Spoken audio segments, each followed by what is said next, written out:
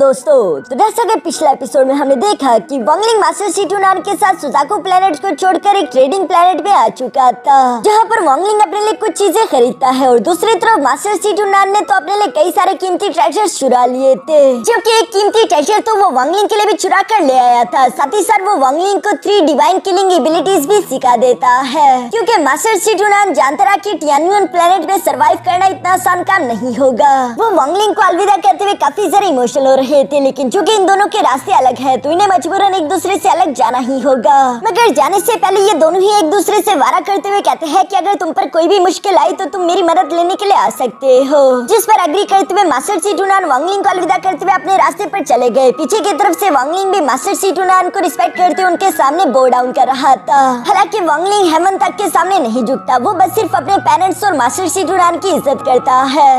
अब आगे तो नेक्स्ट एपिसोड की शुरुआत यहाँ वांगलिंग से होती है, जो कि स्टार कंपास पर ट्रेवल करते करते आखिरकार प्लेनेट टियान्युन के बाहर तक आ चुका था, जो कि पिंक कलर का और सुजाकू प्लेनेट से साइज में कई गुना ज्यादा बड़ा था। साथ ही साथ वहाँ की स्पिरिचुअल एनर्जी इतनी ज्यादा थी कि वो ओवरफ्लो करते हुए स्पेस तक आ रही है। इसलिए वांगलिंग को समझ आ जाता है कि यकीनन कई सारे पावरफुल कल्टिवेटर यहाँ पर खुद को ग्रो करते होंगे, लेकिन मैं उनमें से किसी को भी पता चलने नहीं दे सकता कि मेरे पास एंशिएंट गॉड बॉडी है। इसलिए वांगलिंग ने फौरन से अपनी एंशिएंट गॉड बॉडी को बाहर की तरफ निकालते हुए वहीं पर मौजूद एक स्टार के पास भेज दिया, ताकि वो प्लेनेट से बाहर रहकर अपनी कल्टीवेशन कर सके और वांगलिंग के इस राज के बारे में किसी और को मालूम भी ना हो। वांगलिंग अपनी पावर्स को हाइड करके रखना चाहता था, जो करने के बाद वांगलिंग फौरन से अपने स्टार कंपास के साथ यहाँ प्लेनेट पे इंटर कर जाता है और उसे अपने सामने कई सारी स्पिरिचुअल मिस देखने को मिली, जिसमें अगर वांगलिंग ने कोई भी फ्लक्चुएशन करी तो वहाँ पर एक चेन अटैक रिएक्शन स्टार्ट हो जाएगा, जो कि वांगलिंग के लिए भी अच्छा नहीं था। मगर तभी अचानक हम देखते हैं कि वहाँ पर एक बड़ी सी स्पिरिचुअल बॉडी वांगलिंग के सामने समन हो गई थी, जिसे देखकर वांगलिंग जवाब देते हुए कहता है कि मैं प्लेनेट टियान्युन के अल्साइर से मिलना चाहता हूँ। मास्टर टियान्युन को अल्साइर के नाम से भी जाना जाता है। ये बिल्कुल वैसा ही है जैसे कि सुजाकू प्लेनेट का सुजाकू एम्परर हुआ करता था, जो कि इस पूरे के पूरे प्लेनेट का सबसे ज्यादा पावरफुल इंसान हो। वांगलिंग की ये बात सुनकर वो आदमी भी वांगलिंग के लिए फन से रास्ता ओपन करते हुए जवाब देकर कहता है कि अल्साइर एंसेस्टर तुम्हारा ही इंतजार कर रहे हैं। जो सुनकर वांगलिंग फ्लाइंग सोर्ड पर कन्वर्ट होते हुए धीरे धीरे से नीचे की तरफ जाने लगा। मगर साथ ही साथ वांगलिंग अपने मन में सोचने लगा कि मैं यहाँ पर कब आने वाला हूँ, इसके बारे में तो मैंने किसी को भी नहीं बताया था।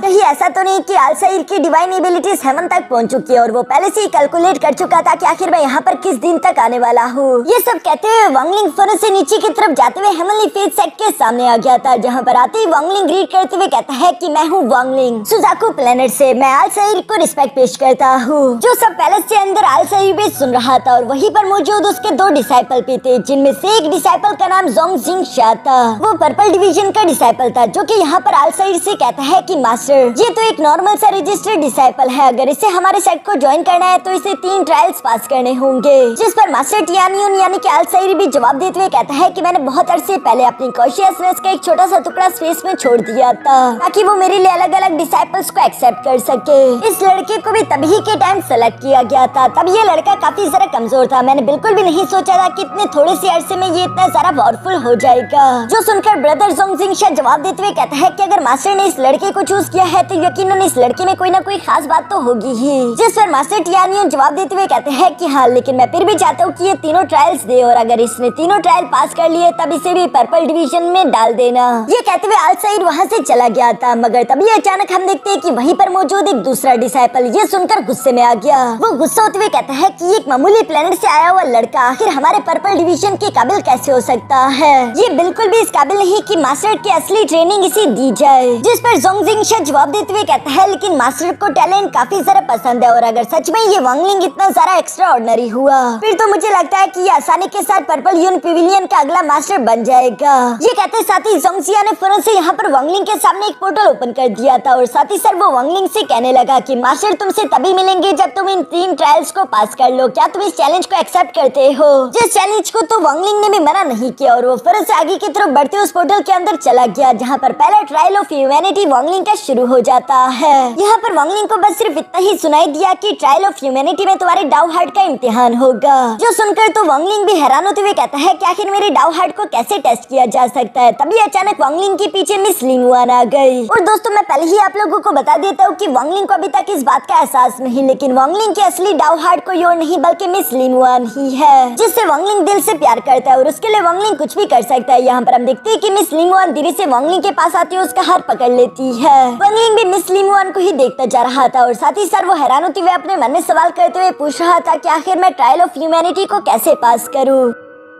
दूसरी तरफ बाहर हम देखते हैं कि वही डिसाइपल जोंगजिंगशा से कह रहा था कि ट्रायल ऑफ ह्यूमैनिटी को पास करना तो बिल्कुल भी मुश्किल काम नहीं, इसमें सिर्फ दो ही काम है, या तो तुम अपने दिलो दिमाग को शांत करो तभी तुम इस ट्रायल को पास कर लोगे, या फिर तुम इल्यूशन को काट कर भी बाहर आ सकते हो। लेकिन जोंगजिंगशा, क्या तुम्हें याद है कि सन यून ने कौन सा तरीका अपनाया था? यहाँ पर सन यून का नाम सुनकर तो जोंगजिंगशा अचानक से गुस्से में आ गया। ऐसा लग रहा था जैसे कि जोंगजिंगशा को सन यून से जलन होती है और वो जवाब देते हुए कहता है कि सन यून ने डाउ हार्ड पर ही क्वेश्चन उठा दिया था, यानी कि उसने एक तीसरा तरीका निकाल लिया था। लेकिन जोंगजिंगशा कहता है कि सन यून एक बहुत ही ज्यादा टैलेंटेड इंसान था, इसलिए वो हमारे पर्पल डिवीजन के 7 childs of family faith sect में से एक बन पाया। मगर तुम खुद ही सोचो कि आखिर इस दुनिया में सन यून जैसे और कितने ही लोग हो सकते हैं। दूसरी तरफ हम देखते हैं कि मिस लिंगवान भी वांगलिंग का हाथ पकड़कर उसे एक दरवाजे के पार ले आई थी, जहाँ पर वांगलिंग जब अपनी आंखें खोली तो वो अपने टीनेजर फॉर्म में आ चुका था, जहाँ वांगलिंग को अपने पुराने घर के इल्यूशन दिखाई दे रहे थे और वो एक वुड को कार्व कर रहा था। तभी अचानक वांगलिंग के मॉम डैड वहाँ पर आ जाते हैं, जो कि वांगलिंग से कह रहे थे कि हम लोग जंगल में जा रहे हैं कुछ लकड़ियाँ इकट्ठा करने के लिए। ये सुनकर वांगलिंग जवाब देते हुए कहता है मगर जंगल काफी खतरनाक है, वहाँ मत जाइए। इस पर वांगलिंग की मॉम जवाब देते हुए कहती है कि फिक्र मत करो, हम अकेले नहीं जा रहे बल्कि कई सारे और गाँव वाले भी हमारे साथ होंगे। साथ ही वांगलिंग का फादर उससे कहता है कि हो सकता है कि वहाँ पर हमें जंगली बिल्ली की खाल भी मिल जाए, जिससे हम तुम्हारे लिए जैकेट बनाएंगे, ये तो काफी अच्छा होगा। साथ ही साथ वो वांगलिंग से सवाल करते हुए कहते हैं कि आखिर तुम इस लकड़ी से किसका वुडन कार्व स्टैचू बना रहे हो? जो सुनकर तो वांगलिंग शौक हो गया था, वो खुद भी याद नहीं कर पा रहा था कि आखिर वो किसका स्टैचू बना रहा है। उसे बस सिर्फ इतना ही याद था कि वो जिस इंसान का स्टैचू बना रहा है वो काफी ज्यादा खास है, लेकिन वो कौन है इसके बारे में वांगलिंग को कुछ भी याद नहीं था। और इसी तरह से करते करते दिन रात गुजर जाता है। अगले मॉर्निंग में अचानक से वांगलिंग को कुछ चीखें सुनाई थी, जहाँ गाँव वाले बोल रहे थे कि कुछ जंगली बीस्ट ने हम पर हमला कर दिया था और वांगलिंग तुम्हारे मॉम डैड मारे गए। यहाँ पर अपने मॉम डैड की लाशें देखकर तो वांगलिंग भी सदमे में जा चुका था।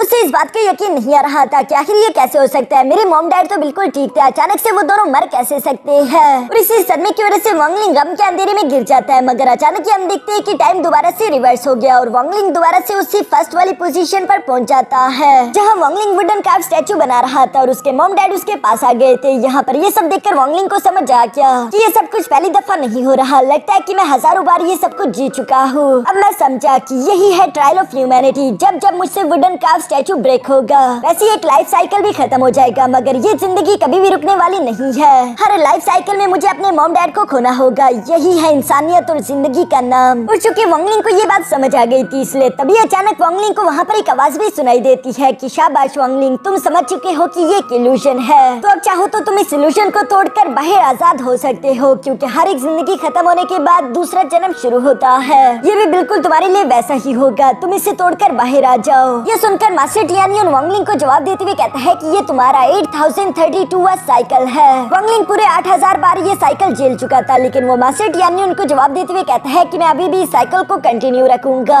जो सुनकर तो मास्टर टियानियन भी हैरान हो गए थे और वो कहते हैं कि मैंने ट्रायल ऑफ ह्यूमैनिटी को ऐसा बनाया था कि कोई भी इस इल्यूशन को ब्रेक करके आसानी से बाहर जा सकता है। लेकिन दूसरी तरफ वांगलिंग खास है, उसने इस जगह को अपॉर्चुनिटी की तरह देखा ताकि वो अपने डाउ हार्ट पर क्वेश्चन करते उसे और ज्यादा ताकतवर कर सके। वो यहीं पर रहते हुए अपने डाउ हार्ट को स्ट्रॉन्ग कर रहा है ताकि एक दिन उसका डाउ हार्ट इतना ज्यादा ताकतवर हो जाए कि कोई भी उसके डाउ हार्ट को हिला तक ना सके। बाहर की तरफ से वो डिसाइपल और साथ ही साथ जोंगजिंगशा भी ये सब होता हुआ देख रहा था और जोंगजिंगशा सरप्राइज होते हुए कहता है कि सन यून ने भी पहले सिर्फ 67 डेज तक ही अपने डाउ पर क्वेश्चन किए थे, ये लड़का तो उससे भी ज्यादा जिद्दी निकला, अब हम क्या करें? जिस पर वो दूसरा डिसाइपल जवाब देते हुए कहता है कि जोंगजिंगशा, हमें इस लड़के को यहाँ से निकालना होगा, हम इसे यहाँ पर नहीं छोड़ सकते वरना ये हेवनली फेथ सेक्ट के 7 चिल्ड्रंस में से एक बन जाएगा। जोंगजिंगशा भी बिल्कुल ऐसी बात सोच रहा था। इसी वजह से हम देखते हैं कि वांगलिंग जो कि ट्रायल ऑफ ह्यूमैनिटी में अपने डाउ पर क्वेश्चन कर ही रहा था, तभी अचानक हम देखते हैं कि किसी ने उस पर अटैक करने की कोशिश की ताकि वो वांगलिंग को बीच में रोक सके। मगर वांगलिंग तो काफी जिद्दी था, वो हवा में मौजूद उन 2 आंखों पर हमला करते हुए कहता है कि तुम जो भी हो दफा हो जाओ यहाँ से। और ये कहने के बाद वांगलिंग ने दोबारा से वही वुड कार्विंग स्टैचूज बनाने शुरू कर दिए थे, जहाँ वो लगातार अपने डाउ पर क्वेश्चन करता जा रहा था। और हम देखते हैं कि वांगलिंग जिन जिन से प्यार करता था वो उन सबके वुड कार्विंग स्टैचूज बना देता है, जिसका मतलब कि वांगलिंग एक्सेप्ट करता है कि उसका डाउ हार्ट क्या है और वो दिल से किसको चाहता है। और यही तो असली ट्रायल ऑफ ह्यूमैनिटी का मतलब भी था। जो सब कहने के बाद वांगलिंग अपनी जगह पर खड़ा होकर वहाँ से जाने लगा क्योंकि उसका ट्रायल कंप्लीट हो चुका था। जहाँ वांगलिंग वहाँ से जाते जाते कह रहा था कि आपके दिल में क्या है, अपनी सच्चाई को एक्सेप्ट करना, यही तो असली आजादी है। इसके बाद वांगलिंग चलते चलते सेकंड ट्रायल ऑफ अर्थ में आ जाता है जहाँ आसपास की जगह चेंज होने लगी। साथ ही सर वांगलिंग के सामने एक लावा गार्डियन आ गया था। वो वांगलिंग से कहता है कि मैं यहाँ का 10th गार्डियन हूँ। इस ट्रायल ऑफ अर्थ को पार करने के लिए तुम्हें मुझे हराकर यहाँ से आगे बढ़ना होगा। जिस पर वांगलिंग सिर्फ एक ही अटैक करते उसे डिस्ट्रॉय कर देता है, मगर हम देखते हैं कि वो 10th लावा गार्डियन दोबारा से लावा से रीजनरेट हो गया। ये देखकर वांगलिंग को समझ आ गया था कि इस ट्रायल ऑफ अर्थ के दौरान किसी के कल्टिवेशन को चेक किया जा सकता है। और वांगलिंग तो अपनी एबिलिटीज, अपने ट्रेजर और अपने कल्टिवेशन लेवल को छुपा कर रखना चाहता है। उल्टा वांगलिंग ये भी सोच रहा था कि अगर किसी ने इस trial of earth and heaven के दौरान पिछली बार की तरह इंटरफियर करने की कोशिश की तो इस बार मेरी जान भी खतरे में आ सकती है। इसलिए वो ऊंची आवाज में कहने लगा कि मैं हार मानता हूँ। और वांगलिंग का शक यहाँ पर बिल्कुल सही निकला क्योंकि बाहर की तरफ हम देखते हैं कि वही डिसाइपल एक अटैक रेडी करके तैयार खड़ा था। और वो वांगलिंग की ये बात सुनकर कहता है कि तुम काफी सारा समझदार निकले, क्योंकि अगर तुम आगे जाने से मना ना करते तो इस बार तो मैं तुम्हें सीधा सीधा ऊपर वाले के पास ही पहुँचाने वाला था। मगर चलो अच्छा है, चूँकि तुमने खुद ही हार मान लिया, अब तुम डायरेक्ट डिसाइपल तो नहीं बनोगे, यानी कि मेरे सर से खतरा टल गया। लेकिन तभी अचानक वहाँ पर ब्रदर जोंगजिंग शाह आ जाता है जो कि उसे बता रहा था कि मास्टर का ऑर्डर है। और वो ऑर्डर जब यहाँ पर उसने इस डिसाइपल को सुनाया तो ये सुनकर शौक होते हुए कहता है कि आखिर ऐसा कैसे हो सकता है। ये ऑर्डर यही था कि बेशक वांगलिंग ने हार मान ली लेकिन फिर भी उससे पास करके तीसरे ट्रायल में भेज दिया गया था, जिसे ट्रायल ऑफ हेवन के नाम से जाना जाता है। और इस ट्रायल ऑफ हेवन के दौरान किसी की भी आर्टिस्टिक कॉन्सेप्शन का टेस्ट होगा, जहाँ पहुंचकर वांगलिंग वहाँ आसपास की एनर्जी को महसूस करते हुए कहता है कि यहाँ की हेवन एनर्जी, ऐसा लगता है कि इस हेवनली डो एनर्जी को उन्होंने खुद क्रिएट किया है जो कि नॉर्मल हेवन एनर्जी से अलग है, जो कि इस बात का सबूत था कि अल्साइर के पास डिवाइन एबिलिटीज है। लेकिन फिर भी उन्होंने पिछली बार उस इंट्रूडर को नहीं रोका, इसलिए वांगलिंग डिसाइड करता है कि वो यहाँ पर इस आर्टिस्टिक कॉन्सेप्शन के टेस्ट को भी नहीं देगा। इसलिए वो अपने आर्टिस्टिक कॉन्सेप्शन को डीएक्टिवेट करते हुए यहाँ भी ऊंची आवाज में कहता है कि मैं हार मानता हूँ, जिसके साथ ही वांगलिंग का टेस्ट खत्म हो जाता है। मगर फिर भी हम देखते हैं कि अल्साइर ने यहाँ पर जोंगजिंग शाह को वांगलिंग के पास भिजवा दिया था, जहाँ वो वांगलिंग के पास आती है उससे खुद को इंट्रोड्यूस करवाते हुए कहता है कि मैं हूँ जोंगजिंग शाह, मैं तुमसे थोड़ा सेगमेंट पहले आया था, इसलिए तुम मुझे सीनियर ब्रदर कहकर पुकार सकते हो। जिस पर वांगलिंग बिल्कुल ऐसे ही करता है। इसके बाद हम देखते हैं कि जोंगजिंग शाह वांगलिंग को अपने साथ पर्पल यून पेविलियन की तरफ लेकर जाने लगा क्योंकि वांगलिंग फिलहाल वहीं पर रहेगा। जहाँ रास्ते में चलते हुए वांगलिंग जोंगजिंग शाह से सवाल करते हुए पूछता है कि अल्साइर के आखिर कितने डिसाइपल है, जिस पर जोंगजिंग शाह जवाब देते हुए कहता है कि अल्साइर के बहुत सारे डिसाइपल है जिन्हें अलग अलग 7 कलर की डिविजन्स में डिवाइड किया गया है। सिर्फ पर्पल डिवीजन में ही 1 मिलियन से ज्यादा डिसाइपल्स मौजूद है। और अगर मैं तुम्हें बताऊं तो पर्पल डिविजन्स बाकी के सारे 7 कलर्स में से सबसे ज्यादा कमजोर है, जो कि क्यों कमजोर है वो तुम्हें खुद ही मालूम हो जाएगा। इसके बाद वो वांगलिंग को पर्पल डिवीजन में लाते हुए कहता है कि तुम्हारे लेफ्ट की तरफ पर्पल यून पेविलियन आएगा जहाँ पर तुम रहने वाले हो। फिलहाल मैं तुम्हें वहाँ तक खुद लेकर नहीं जा सकता क्योंकि मुझे कोई जरूरी काम है, तुम अकेले चले जाना। वांगलिंग भी जोंगजिंग शाह की ये बात सुनने के बाद अकेले ही पर्पल यून पेविलियन की तरफ रवाना हो गया, जबकि वांगलिंग को जाता हुआ देखकर जोंगजिंग शाह उसे काफी अजीब तरीके से घूर रहा था, जैसे कि उसने पहले ही वांगलिंग के लिए कोई जाल बिछा कर रखा हो। और बिल्कुल ऐसे ही था। वांगलिंग जैसे ही पर्पल यून पेविलियन के सामने आया तभी अचानक अंदर से एक लड़की निकलकर बाहर आ जाती है, जो कि वांगलिंग को देखते हुए कह रही थी कि आखिर कौन हो तुम, यहाँ से दफा हो जाओ। ये सुनकर वांगलिंग रिस्पेक्टफुली उसे जवाब देते हुए कहता है कि मैं पर्पल डिवीजन का न्यू डिसाइपल हूँ वांगलिंग, मुझे एंसेस्टर अल्साइर ने यहाँ पर भेजा है ताकि मैं कुछ वक्त के लिए पर्पल यून पेविलियन में रहूं। मगर ये सब सुनकर भी वो लड़की गुस्सा करने लगी। वो अपनी पावर्स को एक्टिवेट करते हुए कहती है कि मैंने कहा ना, यहाँ से दफा हो जाओ, और अगर तुम मुझे पर्पल यून पेविलियन के 100 मील के दायरे में भी दिखाई दिए तो ये तुम्हारे लिए अच्छा नहीं होगा। वांगलिंग को भी उसकी ये बातें सुनकर बहुत ही ज्यादा गुस्सा आ रहा था, लेकिन वांगलिंग खुद पर काबू करते हुए अपने मन में सोचने लगा कि इस लड़की ने अल्साइर एंसेस्टर का नाम भी सुना, फिर भी ये इस तरह से बिहेव कर रही है, लगता है कि कुछ बड़ी बात होगी। इसलिए वांगलिंग फिलहाल के लिए ये सब इग्नोर करते हुए वहाँ से चला गया। जिसके जाने के बाद हम देखते हैं कि वो लड़की यहाँ पर उससे आदमी सनी उनको याद करने लगी, जहाँ वो उसे याद करते हुए कहती है कि भाई आखिर तुम कहाँ जा चुके हो, अब तो तुम्हारी इस पर्पल यून पेविलियन पर भी कोई कब्जा करना चाहता है, लेकिन फिक्र मत करो, जब तक तुम्हारी बहन यहाँ पर है मैं किसी को भी इस पेविलियन में आने नहीं दूंगी। दूसरी तरफ हम देखते हैं कि वांगलिंग एक पहाड़ की चोटी के पास आ जाता है, जहाँ पर वो अपनी फ्लाइंग स्वॉर्ड का इस्तेमाल करते हुए पहाड़ की चोटी के अंदर एक केव बनाने लगा। साथ ही साथ वांगलिंग अपने मन में सोच रहा था कि 3 ट्रायल्स के दौरान मुझ पर किसी ने हमला करने की कोशिश की। कोई चाहता है कि मैं उन ट्रायल्स को पास ना करूं, और जब मैंने उन ट्रायल्स को खुद ही गिव अप कर दिया तब भी मुझे सेट में ज्वाइन होने दिया गया। इसके अलावा मुझे पर्पल ह्यून पेविलियन में रहने के लिए जगह दी गई थी, लेकिन उस जगह को भी गार्ड करके रखा गया है। और चूंकि अल-सईर के पास डिवाइन एबिलिटीज है, तो ऐसा हो ही नहीं सकता कि उन्हें ये सब कुछ मालूम ना हो, लेकिन फिर भी वो कुछ नहीं कर रहे। शायद वो मेरी एबिलिटीज को देखना चाहते हैं। यहाँ पर हम देखते हैं कि वांगलिंग ने वहीं पर बैठकर अगले 3 दिन तक लगातार कल्टीवेशन प्रैक्टिस करी। तभी बाहर से उसे किसी की आवाज सुनाई देती है, जहाँ पर हम देखते हैं कि वही लड़की अपने साथ 2 एल्डर्स को लेकर आ गई थी, और वो एल्डर्स चिल्लाते हुए कह रही थी कि आखिर किसकी परमिशन से तुमने यहाँ पर ये केव बनाया। वांगलिंग भी धीरे धीरे केव से चलता हुआ बाहर की तरफ आ जाता है, जहाँ पर उसने वही लड़की को देखा। साथ ही साथ 2 एल्डर्स भी मौजूद थे, जिनमें से वो एल्डर खुद को इंट्रोड्यूस करवाते हुए कहते हैं कि हम पर्पल डिवीजन के लॉ एनफोर्समेंट एल्डर्स हैं। हम सिर्फ तुम्हें 10 सेकंड देते हैं। अगर 10 सेकंड के अंदर तुमने इस केव को डिस्ट्रॉय नहीं किया तो मजबूरन हम अपने सेट के रूल्स तुम पर अप्लाई करेंगे।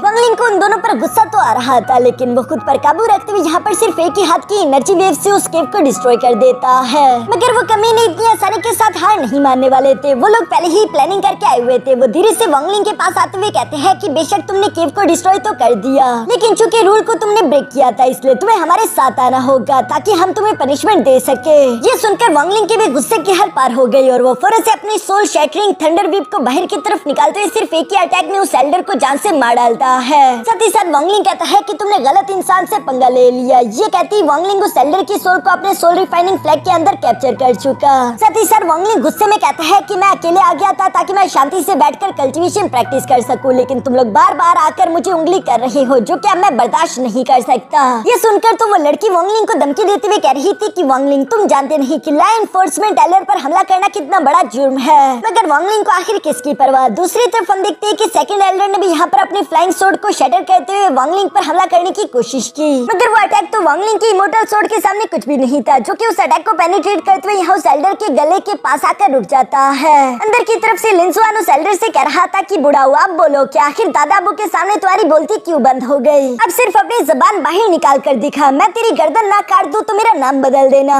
जबकि दूसरी तरफ वो लड़की भी ये सब देखकर पूरी तरीके से घबरा चुकी थी, और वो डरते हुए कहती है कि ये आदमी तो पागल है, और ये कहती वो फौरन वहाँ से भागने लगी। मगर जब एक बार वांगलिंग गुस्से में आ जाए तो वो किसी को इतनी आसानी के साथ जाने नहीं देता, और हम देखते हैं कि वांगलिंग ने फौरन से वहाँ पर चारों तरफ एक फॉर्मेशन क्रिएट करते उस लड़की को जकड़ लिया। साथ ही वांगलिंग धीरे से उस सेकंड एल्डर के पास आकर उससे सवाल करते हुए पूछता है कि आखिर पर्पल ह्यून पेविलियन का क्या राज है, मुझसे पहले वहाँ पर कौन रहा करता था। जिस पर वाइल्डर जवाब देते हुए कहता है कि 1000 साल पहले पर्पल डिवीजन ने एक बहुत ही सारा एक्स्ट्रा ऑर्डिनरी इंसान पैदा किया, जिस लड़के का नाम था सन ह्यून, जो कि पर्पल ह्यून पेविलियन में रहा करता था, लेकिन 100 साल पहले सेट ने उसे डिफेक्टेड करार दे दिया। उसके बाद उसका क्या हुआ मैं नहीं जानता। ये सुनकर वांगलिंग उस एल्डर से सवाल करते हुए कहता है कि आखिर सन ह्यून से मेरा क्या लेना देना है। जिस पर वो सेकंड एल्डर जवाब देते हुए कहता है कि वैसे तुम्हारा उससे कोई डायरेक्ट लेना देना तो नहीं है, लेकिन असल में अल-सईर सिर्फ अपने साथ 7 डिसाइपल्स को ही रखता है, जहाँ हर एक डिवीजन से एक डिसाइपल होगा। उन्हें 7 childrens of heavenly faith sect के नाम से भी जाना जाता है।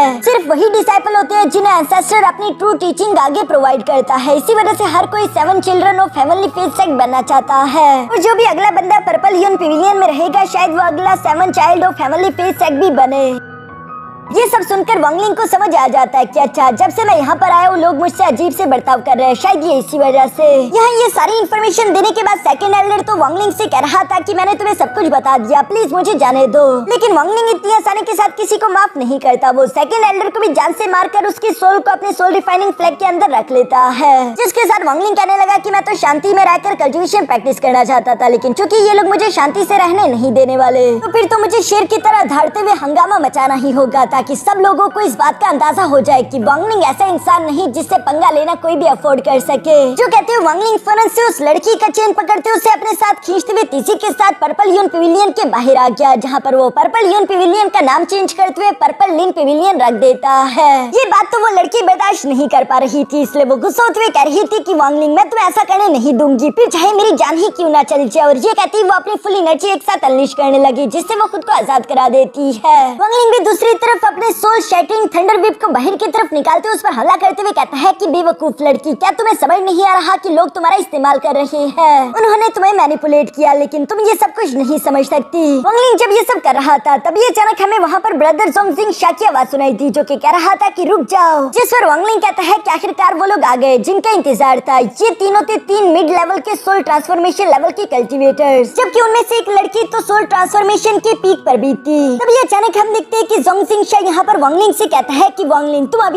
सेट में आए हो और आते साथ ही तुमने सनी उनकी 5th सिस्टर को जान से मारने की भी कोशिश की और साथ ही साथ 2 एल्डर्स को जान से मार भी डाला। ये बहुत बड़ा जुर्म है, तुम्हें इसकी सजा मिलेगी। दूसरी तरफ वही पुराना डिसाइपल कहता है कि अपने अल्फाज को जाया मत करो, मैं अभी इसे जान से मार डालता हूँ। ये कहती है वो कमीना डिसाइपल फौरन से सामने की तरफ आते हुए अपने पावर्स को एक्टिवेट करने लगा। वंगलिंग उसके ऑरा को महसूस करते हुए कहता है कि अच्छा तो तुम ही थे वो जिसने मेरे ट्रायल ऑफ ह्यूमैनिटी के दौरान बीच में इंटरफियर करने की कोशिश की थी। इस पर वो आदमी जवाब देते हुए कहता है कि मैं नहीं जानता कि तुम क्या बकवास कर रही हो, लेकिन तुम जैसा एक बेकार प्लेनेट से आया हुआ इंसान हमारी बराबरी नहीं कर सकता। मैं तुम्हें मारने से पहले तुम पर एक एहसान करूंगा, तुम्हें अपनी ट्रू एबिलिटी दिखाकर। और ये कहते साथ ही उसने एक फॉरबिडन टेक्निक एक्टिवेट कर दी जिसे इमोर्टल डीमन बॉडी के नाम से जाना जाता है। वंगलिंग भी ये देखकर अपने सोल शैटरिंग थंडर व्हिप का इस्तेमाल करते उस पर हमला करने की कोशिश करता है, मगर उसने आसानी के साथ अपने एक ही हाथ से उसके साइड इफेक्ट को तो ब्लॉक कर दिया था। साथ ही वो वंगलिंग को पंच करने की भी कोशिश करता है, जिससे वंगलिंग ने डॉज करते हुए हवा में जंप कर दिया। वंगलिंग को समझ आ गया था कि वो होल्ड बैक नहीं कर सकता, उसे अपनी फुल स्ट्रेंथ का इस्तेमाल करना होगा। इसलिए उसने मास्टर शिजुनान की सिखाई हुई 3 डिवाइन किलिंग एबिलिटीज में से डीमन ट्रांसफॉर्मेशन फिंगर टेक्निक को एक्टिवेट कर दिया। और ये टेक्निक इतनी ज्यादा पावरफुल थी कि वो उस डिसाइपल को अपनी ही जगह पर ट्रैप कर देती है। इवन कि वो बंदा खुद भी हैरान होते हुए कह रहा था कि एक मामूली प्लेनेट से आया हुआ इंसान इतना ज्यादा पावरफुल टेक्निक को कैसे मास्टर कर सकता है। ब्रदर जोंगजिंग शा और बाकी के सब लोग भी यहाँ पर यही बातें कर रहे थे कि आखिर इस लड़के के पास इतनी ज्यादा डोमिनेटिंग फिंगर टेक्निक आई कहाँ से। अब यहाँ अपने फेलो डिसाइपल की मदद करने के लिए हम देखते हैं कि जोंगजिंग शा भी फौरन से मैदान में आ गया और वो तेजी के साथ टेलीपोर्ट करते हुए वंगलिंग के पीछे आ जाता है, जहाँ पर हम देखते हैं कि उसने अपने स्पाइरल ब्लेड से वंगलिंग पर हमला करने की कोशिश की, मगर वंगलिंग उसके अटैक को ब्लॉक करने के लिए फौरन से अपने गॉड शूटिंग चैरियट को बाहर की तरफ निकाल चुका। साथ ही साथ वंगलिंग जोंगजिंग शा से कहता है कि जब से मैं इस सेट में आया हूँ कई सारे इत्तेफाकन अजीब चीजें मेरे साथ हुई जो कि तुम्हारे लिए अच्छी नहीं है। मुझे लगता है कि तुम ही बाकी के डिसाइपल्स के साथ मिलकर ये सब करवा रहे थे। तुम्हारी प्लानिंग तो कमाल की थी, तुमने ये सब कुछ सिर्फ इसलिए करवाया ताकि गलती से भी मैं 7 childrens of family faith sect की पोजीशन तुमसे छीन ना लूं, इसलिए तुम मुझे जान से मारना चाहते थे। जो सुनकर जोंगजिंग शा जवाब देते हुए कहता है कि मैं नहीं जानता कि तुम क्या बकवास कर रहे हो। वंगलिंग भी उसकी ये बात सुनकर फौरन से सिल्वर हॉर्न थंडर बीस्ट को सिर्फ एक ही स्लैश अटैक का इस्तेमाल करते हुए चेन से आजाद कर देता है, जिसके साथ ही हम देखते हैं कि वो सिल्वर हॉर्न थंडर बीस्ट तेजी से आगे की तरफ बढ़ते हुए यहाँ पर जोंगजिंग शा के उस आर्टिफैक्ट को डिस्ट्रॉय कर चुका। साथ ही सर वो जोंगजिंग शा को भी जान से मारने के लिए उसकी तरफ आ रहा था और इस सिल्वर हॉर्न थंडर बीस्ट की पावर इतनी ज्यादा टेरिफाइंग थी कि जोंगजिंग शा उसे ब्लॉक नहीं कर पा रहा था। वो सरप्राइज होते हुए कहता है कि आखिर ये किस तरह का मॉन्स्टर है। जोंगजिंग शा तो काफी बुरी तरीके से इंजर्ड हो चुका था। तभी अचानक हमें वहाँ पर मास्टर टियानयुन की आवाज सुनाई दी, जो कि कह रहा था कि ये एक सेलेस्टियल बीस्ट है और उन्होंने यहाँ पर अपनी लाइट एनर्जी से उस सेलेस्टियल बीस्ट पर हमला कर दिया था, जो कि दोबारा से डीएक्टिवेट होते हुए वापस से गॉड शूटिंग चैरियट के अंदर चला गया। अब चूंकि मास्टर टियानयुन अल-सईर खुद यहाँ पर आ चुके थे तो वंगलिंग भी बाकी के सब लोगों पर हमला करना बंद कर देता है। सब लोगों ने यहाँ पर अल-सईर को देखकर उसे ग्रीट करना शुरू कर दिया।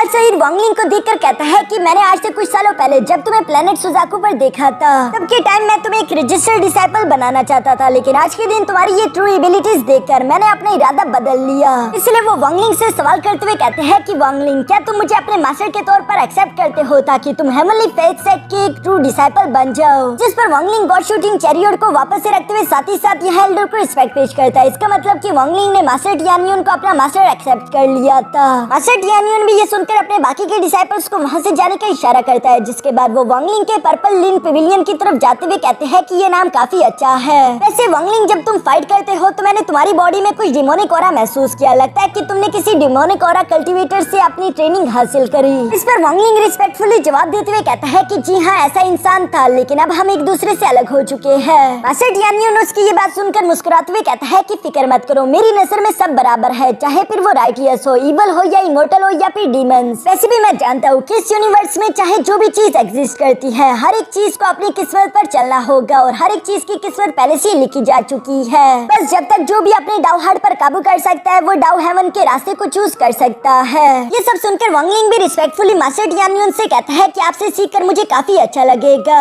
इस पर मास्टर टियानयुन वंगलिंग से कहता है कि आज से 3 महीनों बाद मेरी बर्थडे की सेलिब्रेशन होने वाली है, इसलिए उस ग्रेजुएशन के मौके का इस्तेमाल करते हुए मैं सब लोगों के सामने इस बात को अनाउंस करूंगा कि तुम मेरे अगले डिसाइपल बन चुके हो, इसलिए खुद को तैयार रखना। ये सब कहते हुए मास्टर टियान्यून वहाँ से चले गए। जिनके जाने के बाद पीछे की तरफ वांगलिंग भी अपने मन में कह रहा था कि प्लेनेट टियान्यून के लोगों की टेक्निक्स काफी जरा स्ट्रेंज है। ये जगह सुजाकू प्लेनेट से बिल्कुल अलग है। बेशक आलसेई ने मुझे अपने डिसाइपल के तौर पर एक्सेप्ट कर लिया, लेकिन फिर भी मुझे हर हाल में चौकन्ना रहना होगा। मैं किसी पर भी भरोसा नहीं कर सकता। और यहाँ इसी सीन के साथ हमारा ये एपिसोड यहीं पर खत्म हो जाता है।